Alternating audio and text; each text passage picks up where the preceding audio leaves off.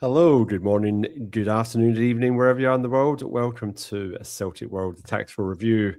My name is Anthony Maguire. As always, I'm joined by Paul Massey as we look at Celtic 1, Hibernian 2, Hibs' first win at Celtic Park in 16 years, I believe.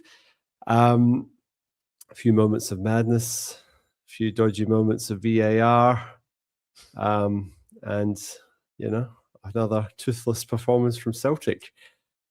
Lots to unpack, lots to discuss. But before we do, I should start the show by apologising. We are running about 10 minutes late. Life and work sometimes get in the way of hobbies like doing a bit of podcasting. So apologies for the delay. But we are here. We are live. Please get involved in the comments and I'll bring those up as we go along. But before we get into all things Celtic versus Hibs, Paul, good to see you. How was your weekend? Great, but heavy. I was in Sydney to catch up with an old mate. So it is. My body clock thinks it's 11:10 at night. So there you go. Obviously 3 hour difference with Sydney. So yeah, being good catching up with him. Quite a few beers. And yeah, I could do with another day off rather than go back to work tomorrow. But yeah, great to catch up with him and sort of distract. I watched that game this morning after 3 days in a row of overindulgence. So you can imagine that it wasn't exactly the antidote to my hangover that I was hoping for. And then obviously I've gone back and watched a bit more of it. Watched the game in its entirety this morning, and I've been back over the highlights just before we've come back on here. But yeah, cracking weekend. What about you? I got up with some mates on Saturday night for some steaks. So I hadn't seen them since before Christmas. So that was overdue catch up. So that was really, really nice. Parents were up for the weekend, so got to the pub and then cooked them dinner on the Friday night. And Sunday was a quiet day, build up to the game. It was sort of one of those ones where like 11 o'clock, I'm like, yep, it's a while away yet. And then just sort of like ticking the hours off, getting stuff done around the house. And it's like, yep, watch a bit of TV. And it's like, crap, it's still only 8 o'clock. And like try to stay awake. And obviously last week, you remember, I had very, very loaded with a cold. So it wasn't until sort of Friday I started feeling better. So yeah, so just sort of, the weekend sort of took care of itself to a point. But the last few hours leading up to the Celtic game sort of dragged on and ended up deciding to go to bed and have a couple of hours tip. And then, woke up and watched that. It's a real head scratcher, Paul, because first half I thought we looked okay. And then as the game wore on, even before Austin Trusty had his brain fade, I just kind of felt like we were looking less and less likely we were going to score another goal. But those defensive frailties are still there, mate. Like just every time the opposition team goes forward, you just have this obviously horrible feeling that they're going to score. This is obviously on the back of the Stuttgart game where, again, literally the time Stuttgart were at the park, they did score. The confidence was obviously low there. But yeah, it's just where to from here? I mean, we've got a massive 2 weeks because obviously we've got a return leg over in Germany, which I can only see as putting out a second string team. I mean, why you would risk first team starters and that fixture just makes no sense. So you'd assume that he's going to bring the changes for that match, and then that builds up to the derby at the weekend.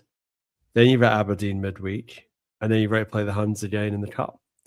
So in I think our league, our whole season is defined in the next 2 weeks. So basically, by the end of not this Sunday, but the end of next Sunday, we're going to know whether we are still in anything, like whether we're still in the cup, whether we're even a chance for the league. Because I would say if we drop more than 3 points in either of those two games in the league, I'd say it's virtually unrecoverable from that point.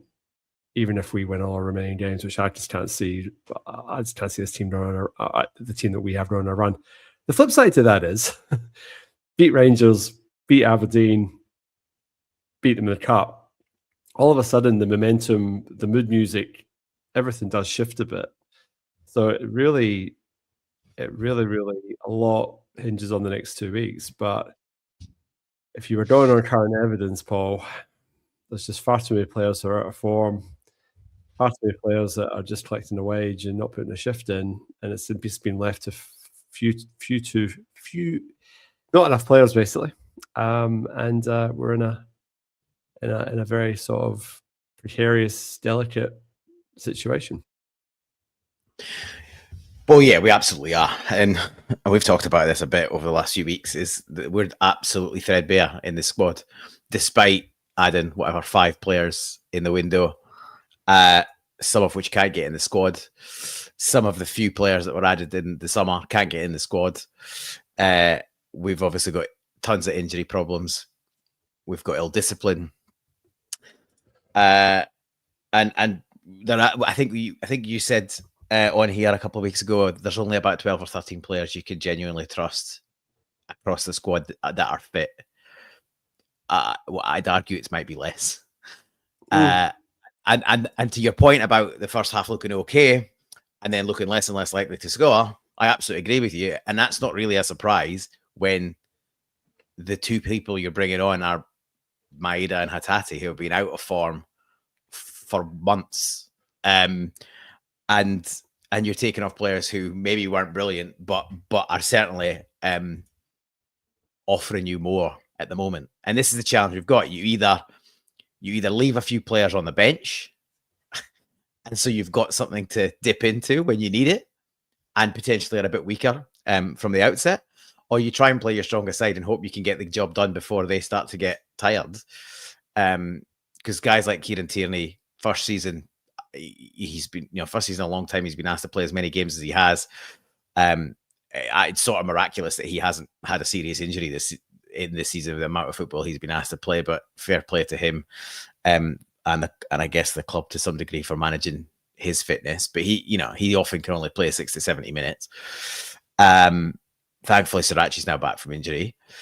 So over there, you've got kind of 2 players that, and that's another challenge we spoke about, where we've got sort of key positions where we've got 2 players that are 2 of the 13 players you can rely on, but you either play one of them out of position or you leave one of them on the bench.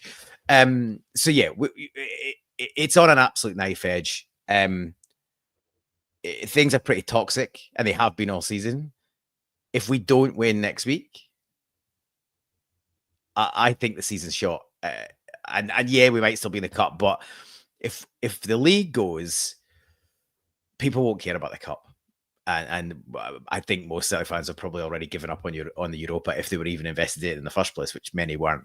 There's no way you can send a full strength side to that, such as we've got, to that game next week with basically it all on the line 3 days later.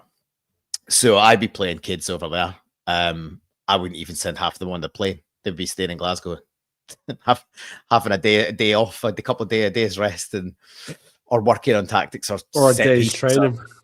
Well, set pieces. We've got to do something, and we'll get into the detail in a bit. But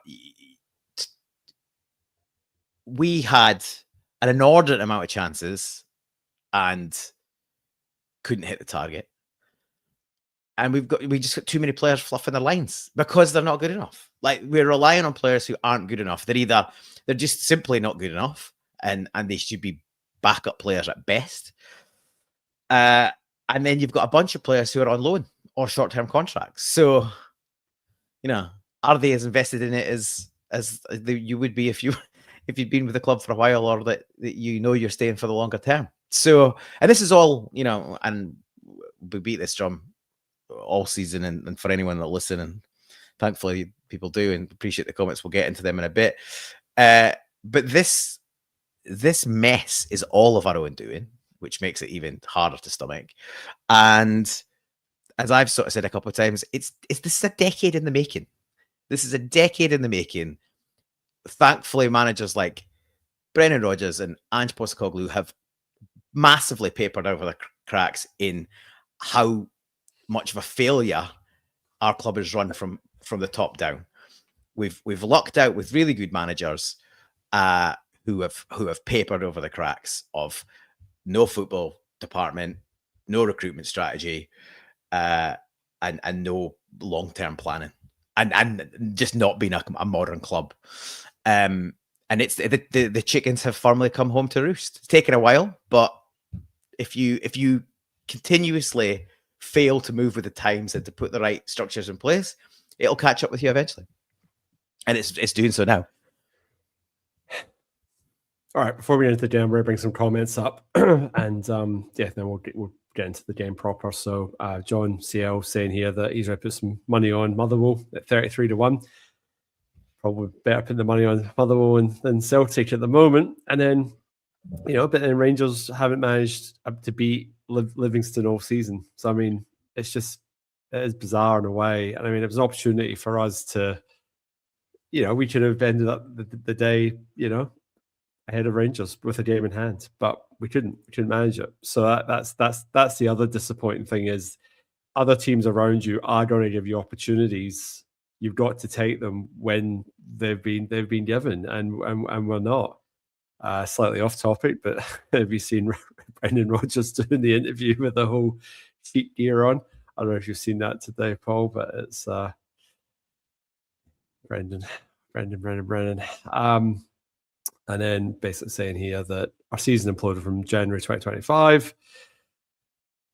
And we just basically sold our best players and then throw in Wilfred Nancy on top of all that. Yes, well, it'd be interesting to know if we'd stuck with Rodgers all the way through, but, hindsight's a wonderful thing. And has he been one of those rogue traders? Well, yeah, I think the less said about him at the moment, the better. And then Brian Moore have a slightly interesting point here saying that, maybe hoping for a bit more tactical flexibility from Martin O'Neill. I think, to be honest, I think he was looking for more flexibility from the players that he's brought in. I just think that the quality of Junior Adamu and Mavuka just aren't up to it. So then if they're not up to it, then you can't really go too up top if they're your sort of alternatives. Why was Iheanacho not on the bench? I mean, we're going to bring up the team line in 2 seconds, but that again, he plays in Europe during the week. He looked pretty good when he came on. I thought he always pleasing on the eye to a degree. So it's like, why the hell is you not trying to build up on that and have him off the bench? I don't understand. Yeah, it doesn't make any sense to me either. I think it, and this is the big if, but if he's fit, I think he's the most natural finisher at the club. Because Shvanshara, he has his moments and he's got some nice touches. His link up play is good, but he's not a clinical finisher, is he? Certainly not in the evidence that we've seen. He had a couple of chances yesterday. He had an absolute sitter, which he's got to bury. He tried to take too many touches. He had the one he tried to back heel. His link up play is good. Like he does, he brings the play up the park, and he does do that well. But unfortunately, to be a Celtic centre forward, you need more than some link up play. Like you need to be able to take your chances. And unfortunately, yesterday he did not do that. And then I saw a comment online saying, if his name was Johnny Kenny, would you be giving him so much of an easy time? But Johnny Kenny couldn't link the play up either. So you've got part of the game there. But and again, Paul, it could be a rustiness thing because the guy's really just not played much football. Like he has banged goals in the past, so there is a possibility here that he may develop into a player. The problem is we do not have the time to allow this to happen. You have to hit the ground running. And these are the players that we've brought in to give Martin O'Neill a shot at trying to win a league. And it's disrespectful to him. It's disrespectful to us. It's disrespectful to the players who are already there. It's just like you're looking for reinforcements and you've brought guys in that aren't even as good as the players you've got there. It's just, anyway, frustrating. So Castor Schmeichel, he keeps his spot and goal. I was pretty confident that was going to be the case. And as much as there was a lot of scrutiny over his performance on Thursday night against Stuttgart, I mean, yes, it was pretty bad. Well, it was bad, but Fair you enough. know, again, what you're replacing them with. So yeah, so that I think Martin O'Neill has sort of nailed his colours to the mast earlier, the day before, saying that he was trying to stick with him. So there's no real surprise there. Back four picks itself, literally. McGregor, and then obviously start for Oxlade-Chamberlain. Negrin, yep, you have to. And then Yang, Tenectine, and Chavantra up front. Again, it's probably on paper the strongest team you put in the park at the moment. If you've got to ask the question whether Iheanacho is fit. I mean, why is he not in the starting line? Why is he not in the squad if he's not fit? So you've got to say, Paul, I mean, I don't think Martin O'Neill's holding anything back here. I mean, I think that's as good as it gets, is it not? Yeah, I think so. And I was on exactly the same page as you. With Schmeichel, he was dreadful in midweek. And whilst his form had turned upwards, I think, since Martin O'Neill came back, he's still in desperate decline overall. But that the fact that we're quite confident he was going to continue to keep his place tells you what we think, what's been thought of the other two options. We've said a couple of times on here in recent weeks that Sinisalo just doesn't look like he's the answer. He doesn't look comfortable with the ball at his feet, which is an absolute prerequisite for the way we're going to play. He's definitely not comfortable coming for crosses. He flaps at those. And I don't think his shot stopping is as good as Kasper Schmeichel. So once you add all those things together, he's not going to get a game. And Ross Doohan's he's there to make up the numbers as a Scottish club trained player for the European squad. So, he's not really in the mix at all either, as often your third choice keeper isn't. But that, again, that's another desperate state of recruitment, that this is where we're at, right? We've got a goalkeeper who in the majorly on decline, and we haven't got a suitable backup. But yeah, you're right. It's pretty that team was probably the strongest team we could put out yesterday, and that's in and of itself terrifying, because how many would you really want to be starting? Not that many, probably half if you're lucky. But some are our first picks for a long, long time, because we haven't replaced people that have left, and we haven't built a squad to the degree and level that a Celtic squad should be. And players have stayed too long, so yeah. you get stagnation. You get a peak, you get a break, a really, really good season, and then the season after it's a decline, and they can't hit those heights again. And part of it is because they felt they shouldn't be there anymore; they should be somewhere else. And then it's hard to recapture that form. And it's shown Maeda and Hatate are the perfect example. And if they were ever going to maintain their form into a World Cup year, you think this would be the year. But Hatate's nowhere near that Japanese squad. And Maeda will be doing well to keep his spot at the rate he's playing at the moment.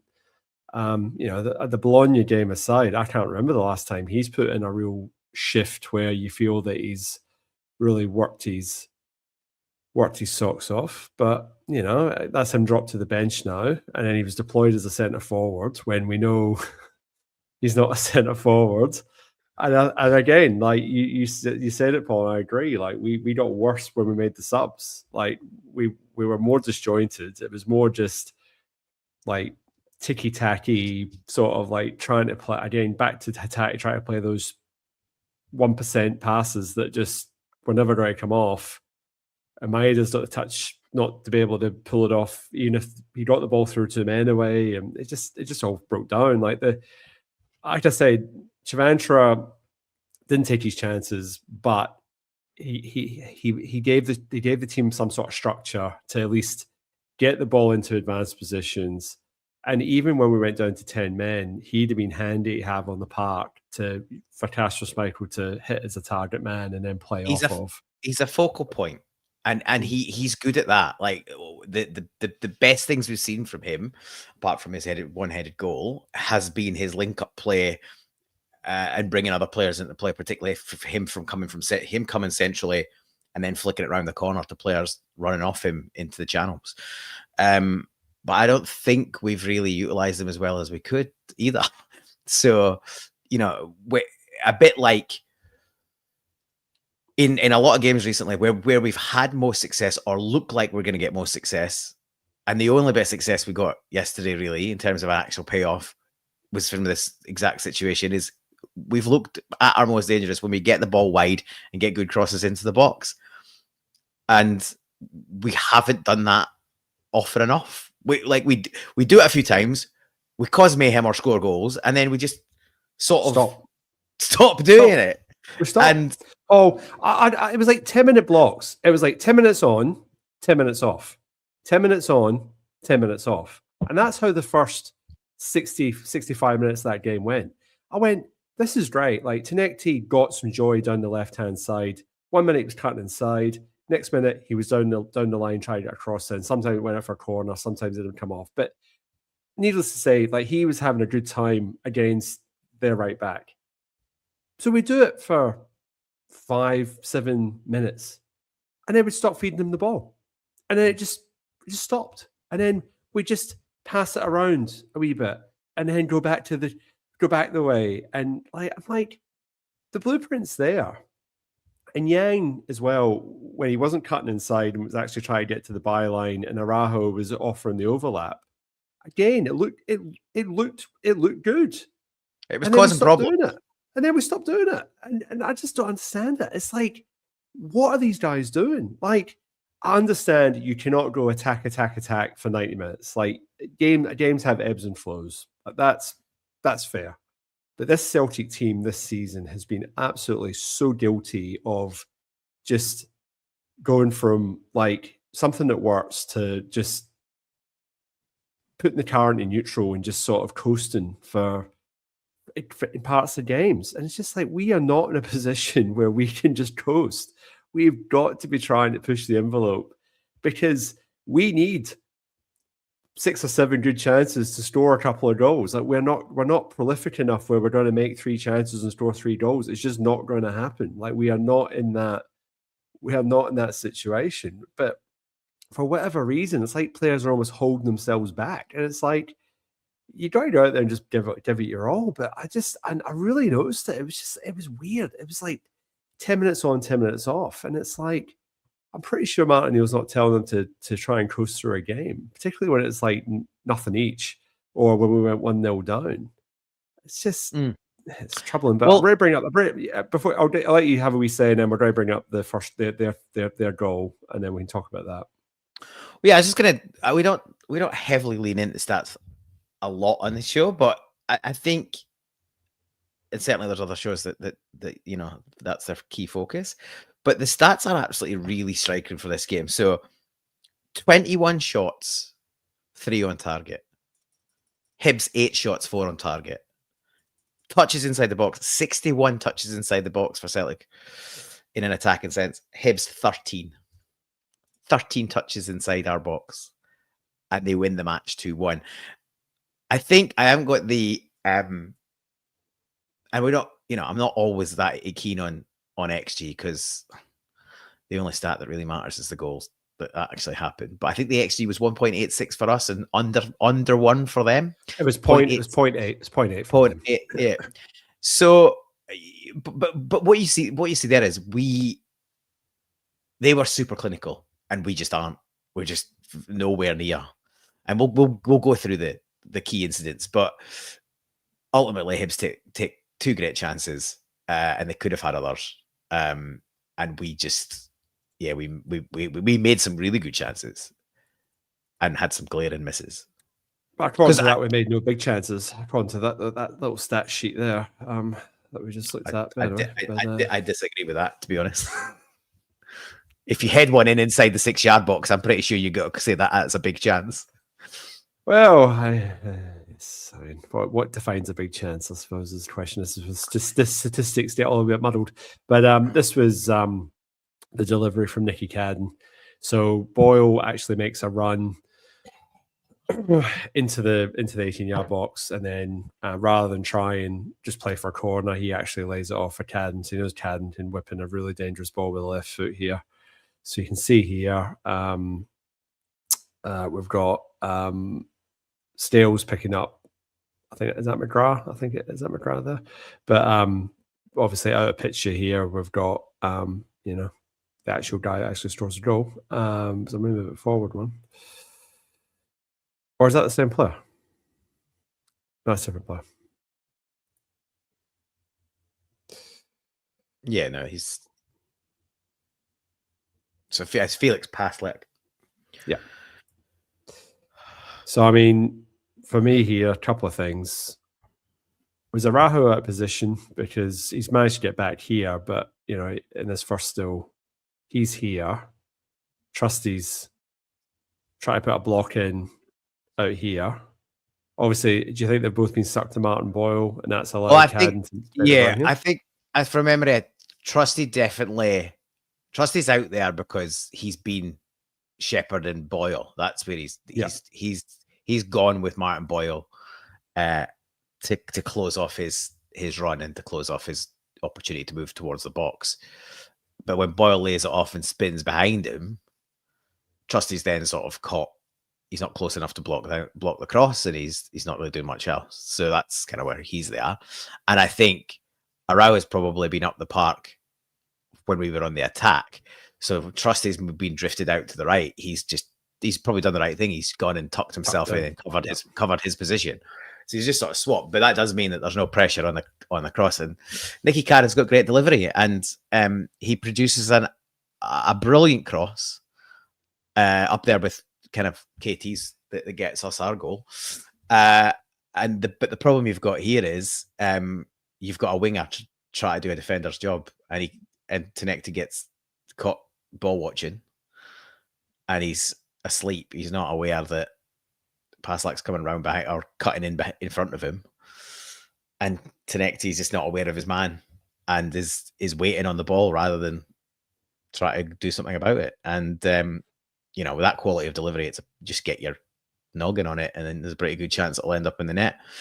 And it's a good header, and I don't think you can put any blame at Schmeichel. If he stops this, it's a brilliant save. I don't think you're expecting him to save that from there. But it's just a bit sloppy, to be honest. You won't hear this happen very often at all, but I am actually going to praise the referee here, because Callum McGregor absolutely clattered one of their players at the build-up in the start of this, and the ref allowed it to play out, and obviously they got the payoff for that. So credit when it's occasionally due. This is spot on. Our press has disappeared. Our press is absolute rubbish, and this goal kind of is a perfect case in point. There's no intensity on the press. Teams just seem to get us so easily now. Like there's just no intensity across the park. Like they just seem to pick up pockets of space. Obviously, when we went down to 10 men, it got worse. But when Hibs did get on it, they did manage to get the passing together. And I just think, I'll say it.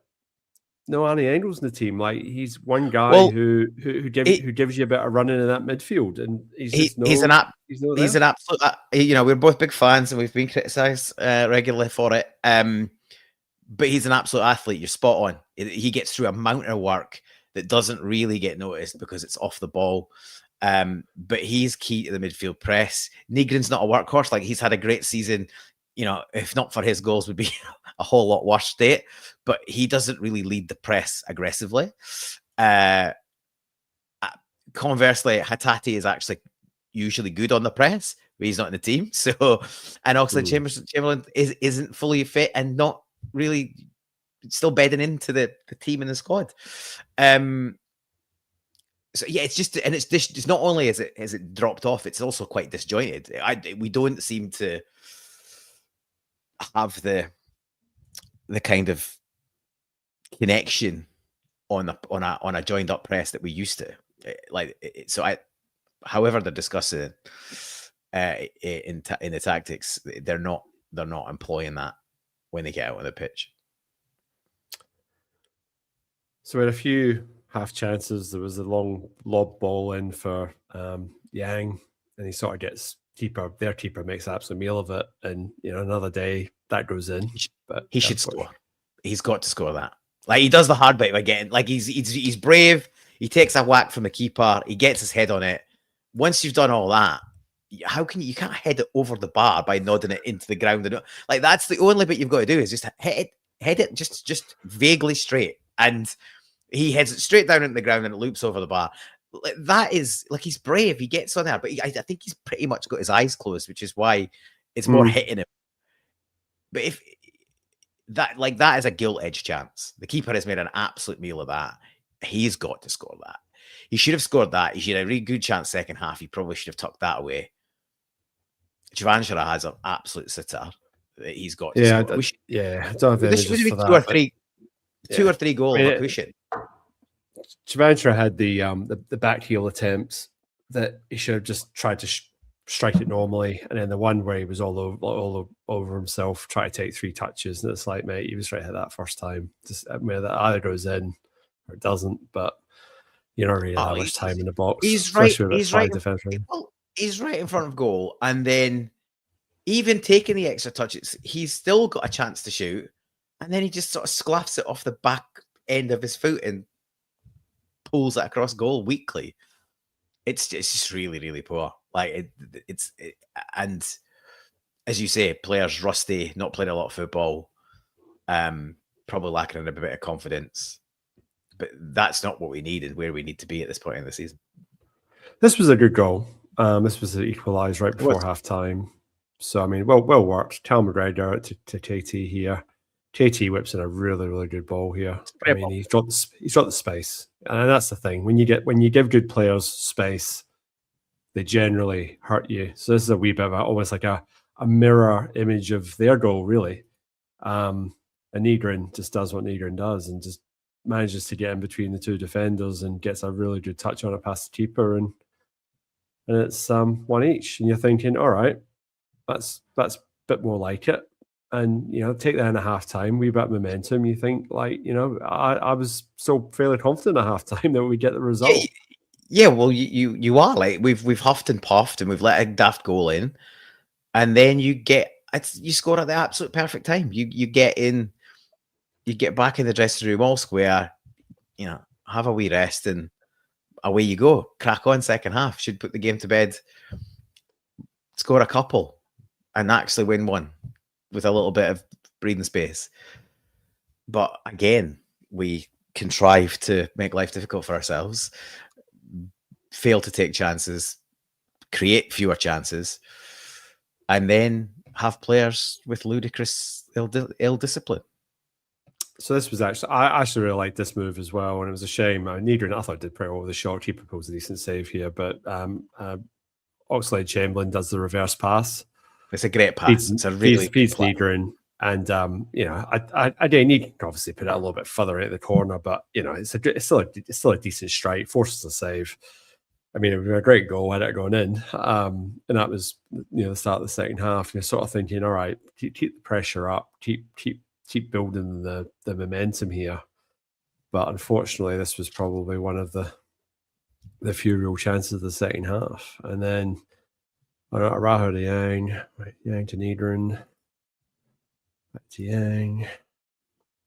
See, I think he should. I think because this goes wide because it hits Bashiri's knee, right? Yeah. And that means he's hit it pretty much straight at the middle of the goal. If he should be bending that towards the far corner.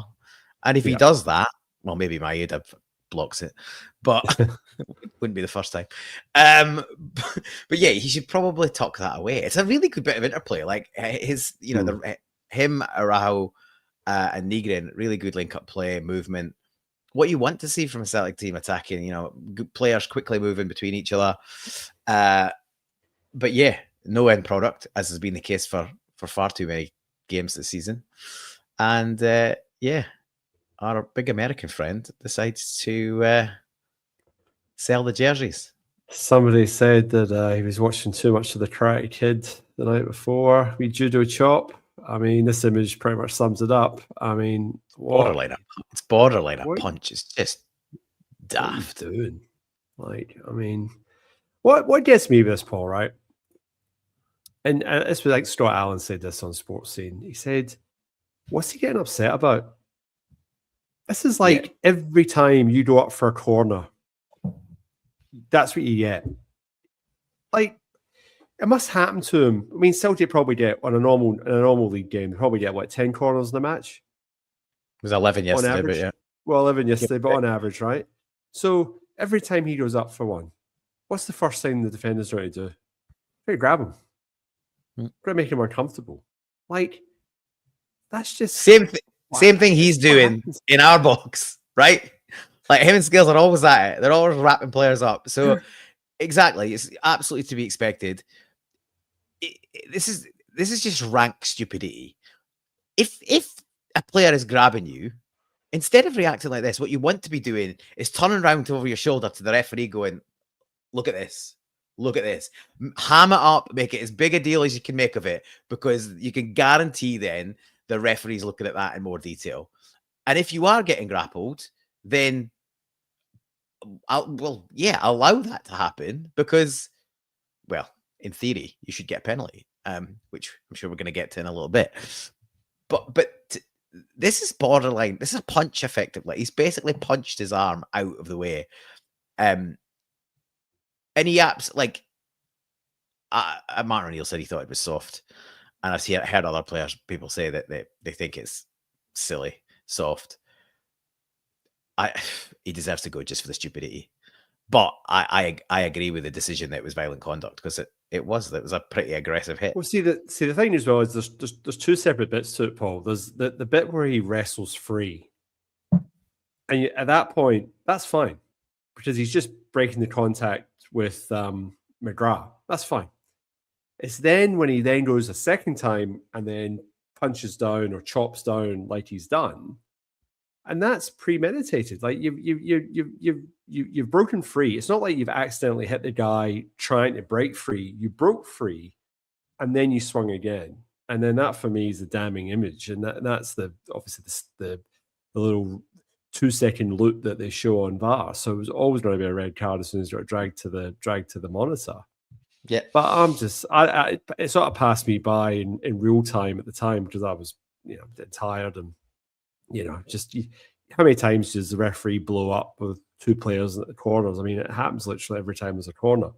So I didn't really sort of think anything of it. And then next minute he's getting called over by VAR, and then it's like, oh, Trusty could be sent off here, and I'm like, what? And then I saw it and I went, oh, why did he do that? Like, it was a red card, because, like, let's face it, you don't have to give the officials much of an opportunity to try and send off a player. They'll probably do it. Stupid, and maybe not cost us 3 points, but it's definitely cost us a point. I mean, there's no guarantee that even from this point that we get a winner. I mean, the game could have petered out one each, but it's definitely cost us a point. You'd say, given the way we've found ways to score late goals, you'd probably say that, he probably has just cost us 3 points.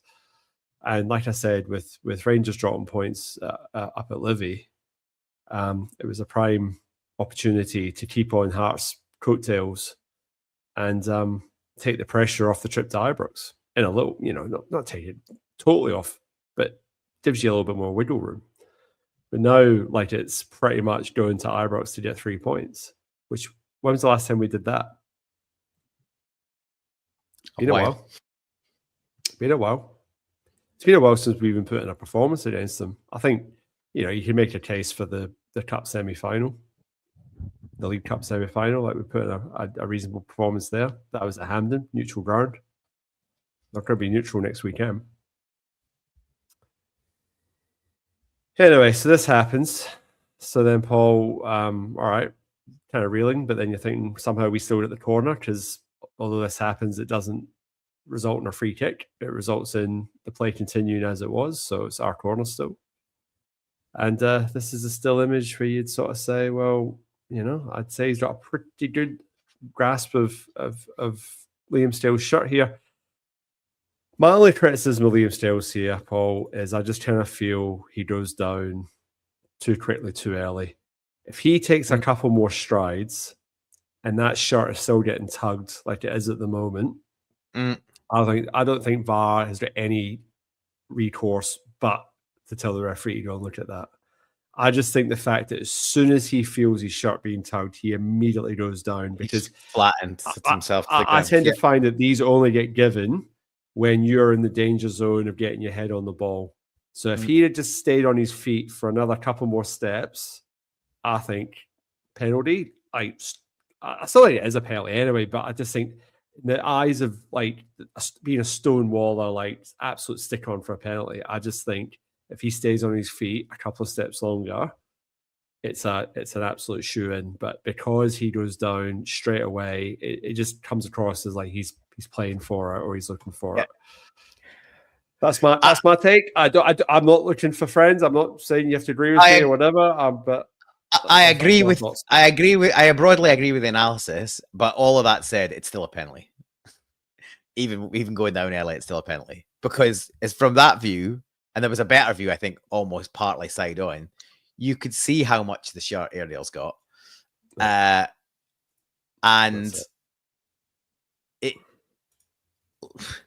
the weirdest thing about this is when it went up on the big screen, like in the ground, and it said no penalty, incident outside of the box. So like clearly that was incorrectly put up because that makes no sense. But it makes it even more bizarre as to you've put up a reason that is definitely not that. So what is your actual reason? We don't know. Like again, the mysteries of VAR. There's the one in the first half as well. And look, I'm happy that it's not a penalty when it hits Airedale's hand when we've kicked it forward and it's not travelled very far and his hand is relatively by his side. But that is one that you've seen that's been given, right? We've seen those given and we've seen them not given. There's just a complete lack of consistency. VAR didn't look at it. No, just a complete lack of consistency. And I'll be 100% clear, I don't want those given. But if they're getting given some places, then they should be getting given all the time, or let's eradicate it entirely. I just think once again, VAR and the officiating teams are all over the shop and not consistent. I think that's a penalty all day long. Meanwhile, you can argue that. Meanwhile, 12 minutes of injury time getting played over in the spaghetti head to try and allow either team to score a winner. Anyway, that's a little digression. And then I think the other images we've got, Paul, are of their goals, so we might as well finish with that and then call this one a day. But I think the main thing with this chance is that there's actually a layoff here. Like a lot of times, we just try and shoot. But he's actually laid it off. This is a young striker they've got on loan from Coventry, and keepers left. Paul, I mean that seems to be the place to put it. But I mean, I think Casper is unsighted in this. But I guess the only thing for me is it's just the fact that he doesn't move.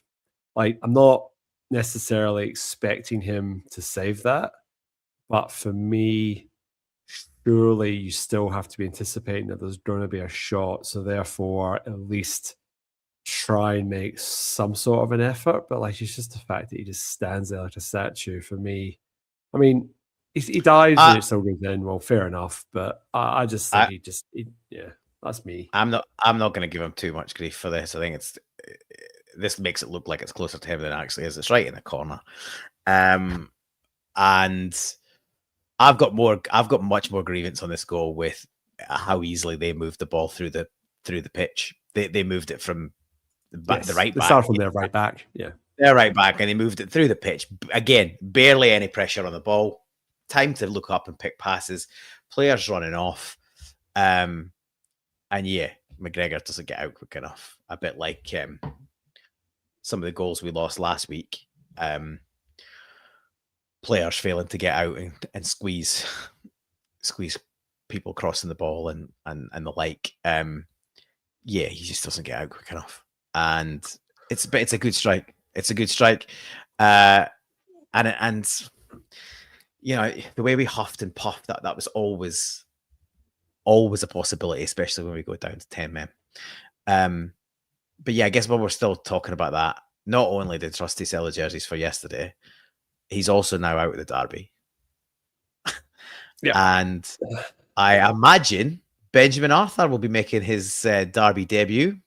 He obviously wasn't on for very long, and he didn't do that much, but he looks a decent unit. So fingers crossed he can have one of the more memorable derbies for a debutant. But yeah, just such stupid behaviour. Yeah, I mean it's not only cost us this game, but it could have ramifications for the derby game as well. Well, so, yeah, like, you know, at the very and the thing is, if it's violent contact, Paul, is it not a couple of games? Like, is he not potentially missing? Yeah, it could be. It could be. They could bump him to 2, I think, or maybe even 3. But it's not violent enough for 3. So, but it could easily go from 1 to 2. Another thing I would say in Casper Schmeichel's defence as well is he actually does pull a decent save in the first half when we're 1-0 down. He does sort of spread himself to block Martin Boyle. So, you know, I've have images for that. But yeah, I mean, it could easily have been 2-0 at that point. So, well, absolutely. And he bailed Scales out of jail there. Scales missed the header. Yes. And yeah, it gets pointed out that I criticise Scales quite a bit, only when it's due. And one of my major grievances with him is he gets caught under a drifting ball over the top, and it's another example of it. You know, that cup semi against Aberdeen, he got caught for 2 of the 2 goals. It's happened against him last season, and it happened again yesterday. But yeah, Casper did pretty well there. Double save, gets down low, blocks the first one, gets back up, and uses his reasonably bulky frame to block the second one. As his strength, that sort of making himself big, that sort of shot stopping type situation is that's the one thing that he does still do very well. A word from our sponsors. Every life is full of stories, and we all know someone whose story should be preserved. That's what an audio memoir is, a record of you or your loved one's life stories, family anecdotes, and poignant memories.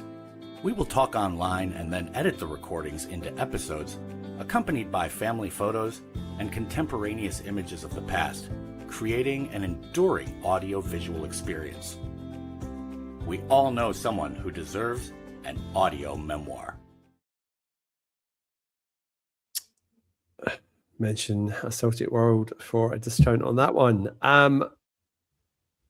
And also, while I'm at it, do my usual plug. Please like and subscribe to the episode. It does help other like-minded Celts find us online. And yeah, leave a comment in the video if you have any thoughts, and I always read them. So, you know, I'm always on the lookout. But yeah, thank you for everyone getting involved tonight.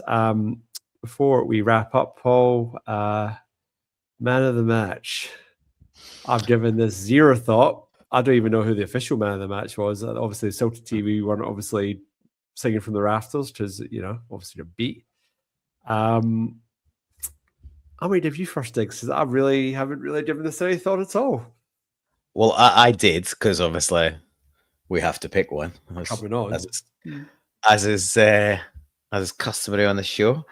But I only really decided, having watched the highlights again, when you lose at home to a team that hasn't beat you at home in 16 years, it's pretty slim pickings. But I think based on overall performance, there only really was one candidate, and that was Benjamin Negrin. Another goal. He's involved in most of the good stuff that happens in the top end of the pitch. His link-up play was good. But yeah, we're talking a pretty low bar. Good shout. I agree. You don't get any resistance out of me tonight. So that's fair. So Benjamin Negrin on a unanimous points decision there. Start a couple of comments. McLaughlin P. Martin's ran out of magic dust. Yeah, it's he's starting to strike the bottom of the barrel, that's for sure. And then Maesh, he's got his algorithms. He still thinks Celtic can drop points to Hibs, Rangers, and Motherwell. With only Aberdeen, Celtic have more wiggle room. I can't see he's dropping. If we drop points to all those three, I can't see he's winning the league myself. But yeah, we'll see. Game by game. That's all we can do. I think the only thing you can say is, well, Motherwell probably, arguably, they're certainly playing the best stuff. They might be the form team. I think there's a pretty good chance that any of the top three could and probably will drop points again. Probably more than once. I think if any one of us, Rangers or Hearts, can go on a run and maybe win all or most of their games, then I think that'll be enough, to be honest. Like, Rangers don't look any better than us. We'll see on Sunday. I think they're probably a bit more functional and practical, and I think the squad's at this point a little bit deeper, but they're pretty awful as well. And Hearts, they've dropped points as well. And the thing with Hearts is you need to put them under pressure to see what they're really made of. Because if we keep slipping up and giving them a buffer, then you're not gonna see that pressure come on. But I think I think the thing is, we've got an interesting end to the season, and I think that the split is obviously going to be more of an interesting thing than it's been for a long time. Although, if we lose on Sunday, we're probably going to be out of it before we get to that point. But you live in hope. It's hope rather than expectation or optimism. But, as you say, game by game, we're still in it for now. Rangers' home form has been good, though. Like, it's away from home that they seem to have their struggles.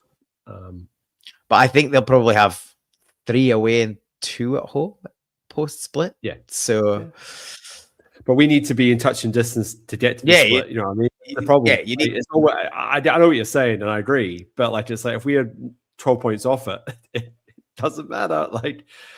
So we need to be in touch and distance of both of them, not just Rangers. We need to be within touch and distance of Hearts as well, because as I say, if we don't put pressure on them, then they will probably find an easier way to finish the season. I've just finished. I was saying when I was ready to say this, but I may as well say it now. I just think at the moment, Celtic supporters and fans online, we just seem to be fracturing as a supporter at the moment. So we call to arms, just everyone just to sort of unite behind the team and just remember that, who's to blame for this situation. And it's, those absolute muppets in the boardroom, and they're the ones who deserve your anger and your vitriol. So, taking it out on guys during a football match last night and all this stuff online, it's just remember who the people who are actually responsible for all this are. Get behind the team, support each other, be nice to one another, and leave that sort of behaviour for that blue team that in Glasgow. Any recommendations for this week, Paul?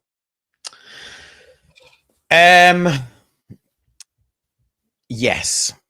No music though, because I just haven't had a chance to be listening to new music. You're completely okay not to do music for a week, Paul. I will have something, I'm sure, next week when I've got my head in a bit of a more balanced place than I've been over the last few days.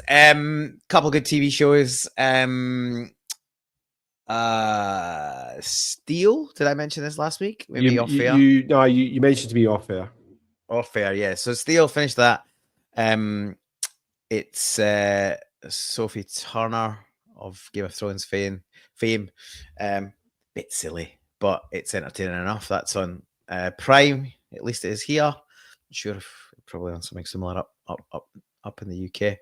And just started Ponies, which is a play on Persons of No Interest, which is I feel weird saying it's a period thing that's set in the 70s, but clearly that's a period piece these days. Amelia Clark and Haley Lou Richardson are a couple of wives of CIA operatives in Russia. Their husbands get killed, and they persuade their old bosses to give them a crack, and so they effectively take up, because it's the 70s and there aren't such a thing as female spies at this point. So the hope is that they will not be suspected of such things, and that's the premise. So good, really good cast. Only one episode in, but it comes highly rated, and the first episode was an enjoyable watch. So that's Ponies. I started watching a show on SBS On Demand in Australia here called Trespassers. So it's set during the Troubles. A Catholic school teacher gets hooked up with a Protestant barrister. It's all a bit sordid. Gillian Anderson plays her mum. Plays a really good part, alcoholic. Really good. I only watched the first couple of episodes. But yeah, really quite engaging and well acted. So that's a free one in Australia. I'm sure it's on other channels overseas as well. We'll be back next week, Paul, covering the derby, the league derby, that is, because the week after will be the cup derby, both at Ibrox. So we'll be back covering that. We've obviously got our midweek exertions against Stuttgart. I think the 4-1 deficit is maybe a little bit too much to overcome there. So we'll be out of Europe by the end of the week. That's fine, but it's not fine, but it is what it is. So all eyes turn back to Glasgow at the weekend, and we'll see how we go. Celtic Club, Paul? Yes? No? Maybe? Yeah, I think so. For this one, not the following week, because I might not even get to see the game the following week, because it's going to clash with the Streets gig. So Mike Skinner has got the band over doing the album A Grand Don't Come For Free in its entirety. And we've had tickets for that for a long time. Quite a big good group of us going to that.